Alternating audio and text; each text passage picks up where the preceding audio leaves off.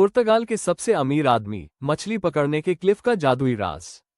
साल था 1873, जब यूरोप एक गंभीर आर्थिक मंदी से जूझ रहा था और पुर्तगाल भी इससे अछूता नहीं था। देश में भारी कठिनाइयां थीं, लोग भूखे थे, परिवार अमेरिका की ओर अपनी जिंदगी को बेहतर बनाने की उम्मीद से देख रहे थे। सर्दियां पहले से कहीं ज्यादा सख्त हो चुकी थीं और गरीबी छाई हुई थी। इस मुश्किल दौर में कुछ बच्चे थे, बस कुछ बच्चे, जो सड़कों पर इधर उधर घूमते हुए जो कुछ भी हासिल कर सकते थे वो चुराते थे ताकि घर ले जा सकें। पुलिस हमेशा हमारे पीछे थी, लेकिन वो हमें बच्चों की तरह नहीं देखती थी। वे हमें पीटते थे, हमारे द्वारा चुराया गया सामान ले जाते थे और उसे अपने पास रख लेते थे। बदमाश। एक रात जब मैं अपने दोस्तों के लिए एक फल गोदाम की निगरानी कर रहा था ताकि वे उसमें घुसकर चोरी कर सकें, हमें रंगे हाथ पकड़ लिया गया। मालिकों ने एक जाल बिछा रखा था और पुलिस छायाओं में छिपी हुई थी। हमने पहले भी इस गोदाम में चोरी की थी और मालिक हमें अच्छी तरह से जानता था। मेरे दोस्त खिड़की तोड़कर अंदर कूद गए और मैं बाहर खड़ा था, निगरानी रखने के लिए।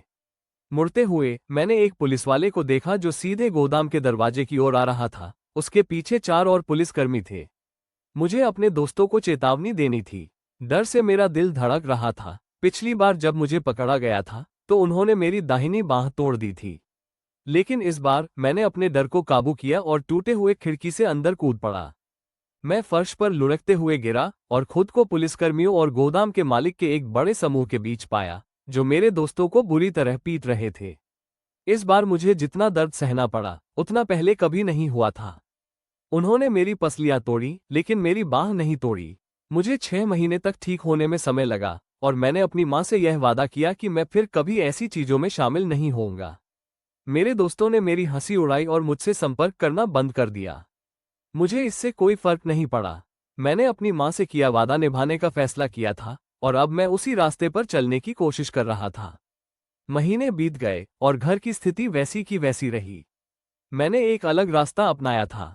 हर सुबह मैं सुबह जल्दी उठकर उस छोटे से क्लिफ पर जाता जो समुद्र तट से लगा था और जहां लोग मछली पकड़ने के लिए जाते थे।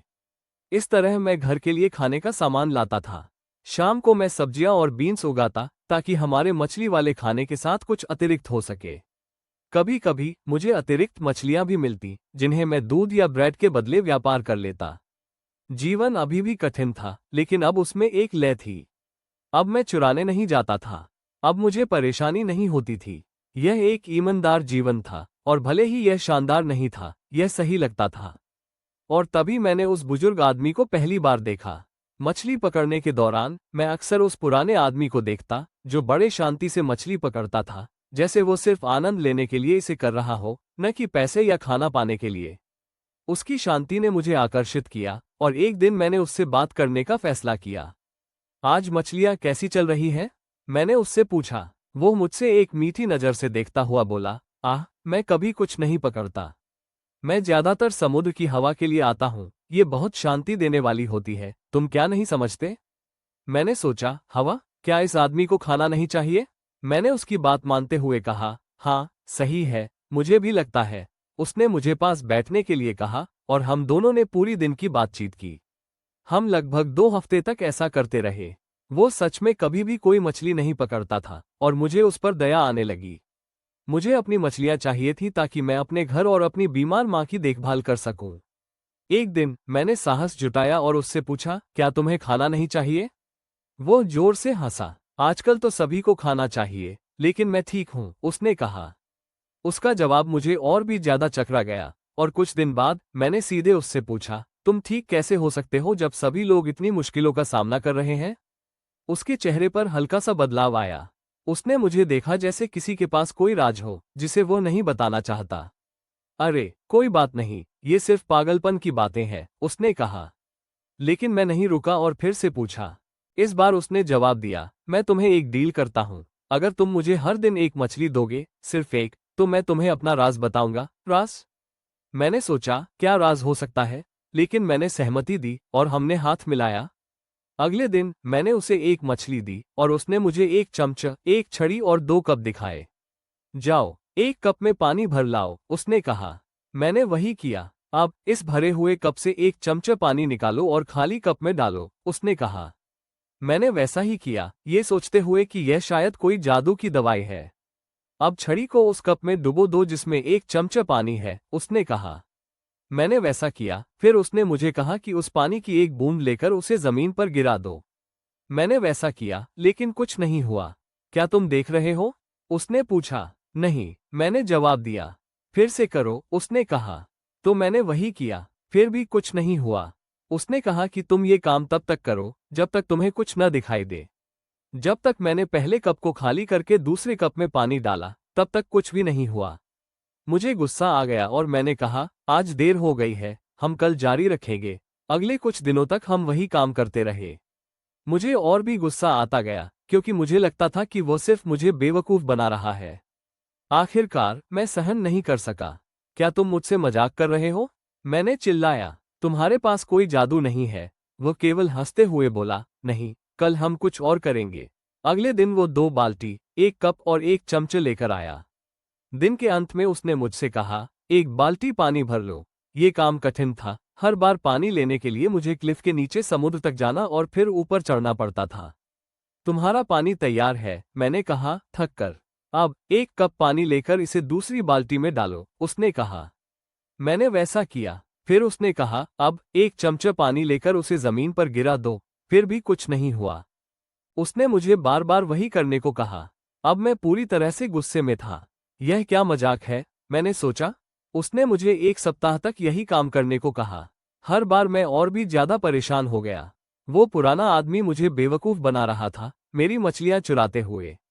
आखिरकार मैंने पास के पेड़ से एक शाखा तोड़ी और उसे मारने लगा।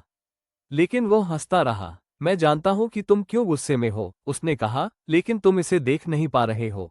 उसने समझाया। देखो, जब तुम्हारे पास खाली कप था और तुमने उसमें 1 चमचा पानी डाला, तो उसमें काफी पानी बचा हुआ था। तुमने ज्यादा डाला और 1 बूंद निकाली, जब तक वो कप पूरा नहीं हो गया, कुछ बूंदें छोड़कर। तुमने वही बाल्टी के साथ भी किया। हर बार तुमने 1 कप पानी डाला और 1 चमचा निकाला, तो पानी हमेशा बचा रहा। और फिर भी तुम कुछ नहीं देख पाए। मैं उसे चुपचाप देखता रहा, उलझन में। राज, उसने कहा, यह है कि तुम हमेशा वो लो जो तुम लाते हो, कम से कम खर्च करो। चाहे वो कप हो, बाल्टी हो या पैसे का थैला हो, राज हमेशा यही रहता है, तुम्हें कम खर्च करना चाहिए, जितना तुम कमाते हो। मैं गुस्से में था। ये तो सब जानते हैं। इसमें कौन सा जादू है? वो फिर हंसा, लेकिन उसकी हंसी धीमी हो गई। जादू धीरे धीरे तुम्हारे पास आएगा, क्योंकि अब तुम राज जान चुके हो। जादू तुम्हारे पास वक्त आने पर आएगा। मैं चिढ़कर चल दिया, खुद को बेवकूफ महसूस करते हुए। फिर कभी वो बुजुर्ग आदमी नहीं दिखाई दिया। मुझे नहीं पता था कि क्या मैंने उसे पीटकर चोट पहुंचाई थी या वो बस चला गया था। समय बीतता गया और मेरी मां का निधन हो गया। मैं एक व्यापारी जहाज पर सवार होकर अमेरिका चला गया। अमेरिका में हालात पुर्तगाल से भी बदतर थे, लेकिन मैंने भाषा सीखी और जो भी मिलती सड़कों पर बेचता। मैंने सस्ते में खरीदी और मुनाफे पर बेचा। और मैंने कभी नहीं भुलाया कि मुझे वो राज याद था। मैं हमेशा ये सुनिश्चित करता था कि मैं जितना कमाता उससे कम खर्च करता था। मैंने ये सब धीरे धीरे किया और मेरा पैसा बढ़ने लगा। सालों बाद जब मैं एक सफल व्यवसायी बन गया, मैं अपनी दुकान के सामने खड़ा था। तभी मेरी नज़र सड़क के दूसरी ओर एक familiar चेहरे पर पड़ी। वही बुजुर्ग आदमी मुझे देख रहा था, मुस्कुरा रहा था, और वही मीठी सी मुस्कान थी जो वो मुझसे पहली बार मिलने पर दिखाता था। वो मुझे लहराते हुए। मैं तुरंत सड़क पार करने की कोशिश की, लेकिन एक कार आ गई और जब मैंने दूसरी बार देखा, वो आदमी गायब हो चुका था।